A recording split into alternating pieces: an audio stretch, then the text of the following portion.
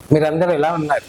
నేను మీ Satish Mudigonda, relationship coach. ఈరోజు మనం భార్యాభర్తల మధ్య రిలేషన్షిప్ ని స్ట్రాంగ్ ఎలా చేసుకోవాలి అనే విషయంపై ఈరోజు మనం మాట్లాడబోతున్నాం. కొన్ని స్టెప్స్ ని నేను మీకు షేర్ చేస్తాను. వీడియో మొదలు పెట్టే ముందు నన్ను మొదటిసారిగా చూసినట్లయితే ఈ ఛానల్ ని సబ్స్క్రైబ్ చేసి నోటిఫికేషన్ పై క్లిక్ చేసి సబ్స్క్రైబ్ తప్పక చేసుకోండి. నేను ఇలాంటి వీడియోస్ ని ఛానల్లో అప్లోడ్ చేస్తూ ఉంటాను. రిలేషన్షిప్ ని ఇంప్రూవ్ చేసుకోవడానికి ఈ ఛానల్ మీకు ఎంతగానో ఉపయోగపడుతుంది. కపుల్స్ మధ్యన బంధం చాలా బాగుంటుంది, కానీ వారి మధ్య చిన్న చిన్న గొడవలు రావడానికి కారణం వాళ్ళ బంధువులే. దీనివల్ల ఒకరినొకరు వారి మధ్య ఒక గోడని ఏర్పరచుకుంటారు. ఎప్పుడైనా మనం పార్ట్నర్ బంధువులు ఎవరైనా రకరకాలుగా ఇబ్బందులు పెట్టడానికి మాట్లాడితే అలాంటి కోపాన్ని తన పార్ట్నర్ పై చూపకూడదు. రెండోది, మన పార్ట్నర్ యొక్క బంధువుల వ్యవహార శైలి అలా ఉన్నప్పటికీ వాళ్ళని ఎప్పుడు కూడా కించపరిచి మాట్లాడకూడదు. ఇలా జరిగితే ఇద్దరి పార్ట్నర్ల మధ్యన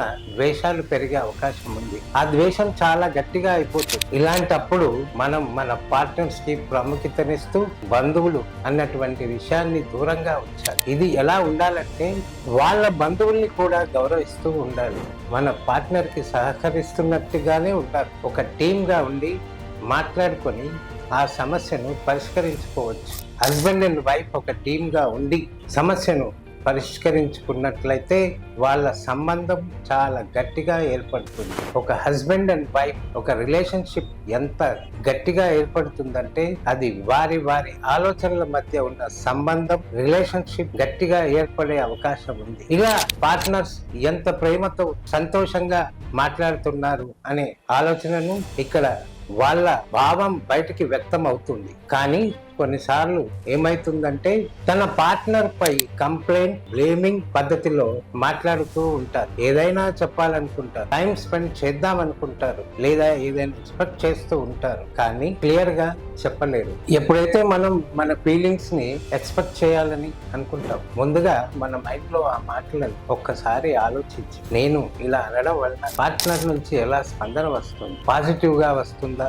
నెగిటివ్ గా వస్తుందా అని ఆలోచించుకొని పాజిటివ్ గా వస్తుంది అన్నప్పుడు ఆ మాటల్ని ఎక్స్ప్రెస్ చేయాలి, లేకపోతే దాన్ని స్టాప్ చేయడం మంచిది. రెండోది, మనం గమనించాల్సింది ఏంటంటే కంప్లైంట్ చేయబోతున్నాను, బ్లేమ్ చేయబోతున్నాను, ఎగ్జాక్ట్ గా ఏం మాట్లాడాలనుకుంటున్నాను ఎక్స్పెక్ట్ చేయాల్సినటువంటి అవసరం ఉంది. అలాంటప్పుడు ఎదుటి పార్ట్నర్ ఎప్పుడు కూడా డిఫెన్స్ మోడ్ లోకి వచ్చి పోట్లాటకి సిద్ధంగా ఉండకూడదు. ఇలాంటి సందర్భంలో నువ్వు ఇలా అన్నావు, అలా అన్నావు, అది నీ తప్పు, ఇలా చేశావు అని కాకుండా తను ఏం చెప్తుందో చాలా పాజిటివ్ గా వినాలి. తనలో ఉన్న ఆవేశం, కోపం, ద్వేషం వెనకాల ఉన్న విషయం ఏంటంటే తను మిమ్మల్ని ఎంతగానో ప్రేమిస్తుందని, ఆ సందర్భంలో తను ఏం చెప్పబోతుందనే విషయం ఏంటి, ఏ సందర్భంలో ఏం జరిగింది అనే విషయాన్ని కూల్ గా మనం వినాలి. మరి రిలేషన్స్ ని స్ట్రాంగ్ గా చేసుకోవడానికి తను ఎందుకు ఇలా అంటుంది, దానికి కారణం ఏంది, దాని వెనకాల ఉన్నటువంటి సబ్జెక్ట్ ఏంది అనే విషయాన్ని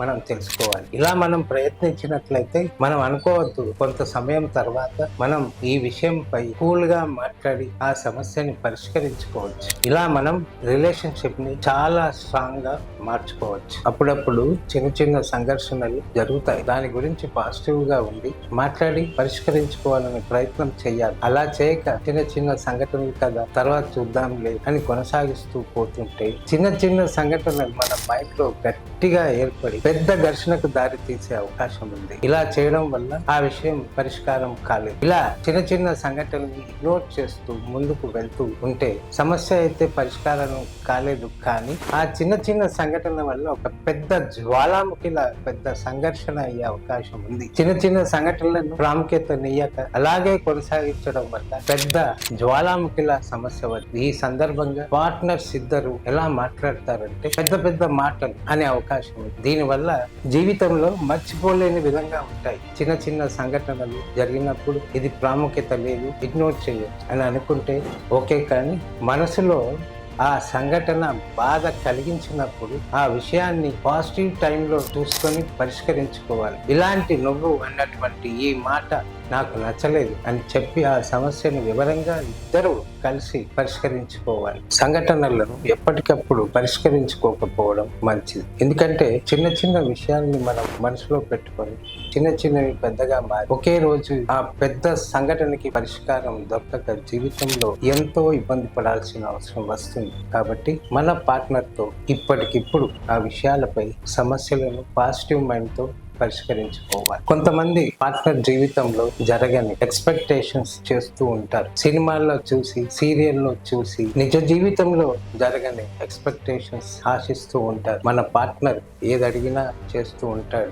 అయినా మనకు సాటిస్ఫాక్షన్ ఉండదు. మనకి ఏదైతే కావాలో ఆయనకు చెప్పాల్సిన అవసరం ఏముంది? మనం అడగక ముందే తనే ఎందుకు చేయడు, ఎందుకంటే నన్ను ప్రేమించడు, పట్టించుకోడు అనే భావన. ఇవన్నీ జరగని విషయాలు. మనం ఇలా ఆలోచించకూడదు. ఎందుకంటే మనం మనసులో ఉన్న విషయాలు తన పార్ట్నర్ కి ఎలా తెలుస్తాయి? తనంతట తను తెలుసుకోవాలి. తను నాకు కావాల్సిన ఏర్పాట్లు చేయాలి. ఇలాంటి విషయాలు ఆలోచించడం వల్ల తమ రిలేషన్షిప్ ని గట్టిపరుచుకోవడం చాలా కష్టంగా మారుతుంది. మనసులో ఉన్న విషయాన్ని మనం తన పార్ట్నర్ తో చెప్పుకున్నట్లయితే క్లియర్ గా తెలుస్తుంది, ఏర్పాటు చేసే అవకాశం ఉంటుంది. కానీ పెళ్లికి ముందు ఇలాంటి గిఫ్ట్లు ఇచ్చాడు, అలాంటి గిఫ్ట్లు ఇచ్చాడు, నేను అడక్క ముందే కావాల్సిన అన్ని ఏర్పాట్లు చేశాడు, పెళ్ళైన తర్వాత ఇలా చేయలేదు, నా మీద ప్రేమ లేదు, ముందున్నట్టుగా ఇప్పుడు చూడటం లేదు అనే భావనను ఏర్పాటు చేసుకోవాలి. పెళ్లికి ముందు ఉన్నటువంటి టైం పెళ్లి తర్వాత ఆయన టైం కేటాయించలేదు. కాబట్టి మనం వీలైనంత వరకు సంభాషణలు చేసుకొని మన రిలేషన్షిప్ ని గట్టిగా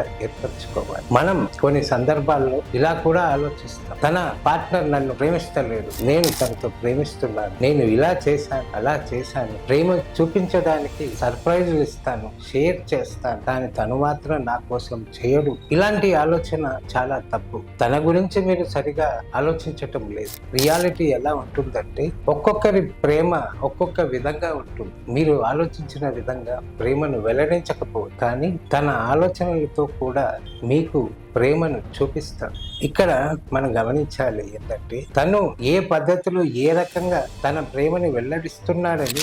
ఎందుకంటే ఒక్కొక్కరికి పద్ధతి ఒక్కో విధంగా ఉంటుంది. ఒకరి ప్రేమను ఒకరు అర్థం చేసుకునే ఆలోచనను బట్టి ఉంటుంది. ఒకసారి తన పద్ధతిని తెలుసుకున్నట్లయితే తను ఏ రకంగా ప్రేమను తెలియజేస్తున్నాడు మనకు అర్థమవుతుంది. ఇలా ఆలోచించినట్లయితే మన రిలేషన్షిప్ గట్టి బంధంగా ఏర్పడుతుంది. మీరు కోరుకుంటే నేను లవ్ లాంగ్వేజ్ అనే టాపిక్ మీద ఒక వీడియో చేస్తాను. ఎందుకంటే లవ్ అనేది ఎన్నో పద్ధతుల్లో ఉంటుంది. మీరు లవ్ లాంగ్వేజ్ మీద ఇంట్రెస్ట్ ఉంటే కామెంట్ చేయండి, నేను మరో వీడియో లవ్ లాంగ్వేజ్ అనే దానిపై చేస్తాను. ఎందుకంటే మీరు కూడా తెలుసుకుంటారు, మీరు మీ పార్ట్నర్ తో లవ్ లాంగ్వేజ్ ఎలా ఎక్స్పెక్ట్ చేస్తున్నారు అనే విషయాన్ని మనం తెలుసుకుందాం. ఎందుకంటే మీరు ప్రేమను ఎలా ఎక్స్పెక్ట్ చేయాలి, మీ పార్ట్నర్ ఎలా ఎక్స్పెక్ట్ చేస్తుంది అనే విషయాన్ని మనం తెలుసుకుంటాం. జీవితంలో ఎన్ని ఒడిదుడుకులు వచ్చినా, మనపై ఎన్ని రెస్పాన్సిబిలిటీస్, ఎన్ని ఛాలెంజెస్, సిచ్యువేషన్స్ ఉన్నా మీ పార్ట్నర్ తో మీరు సమయాన్ని కేటాయించాల్సిన అవసరం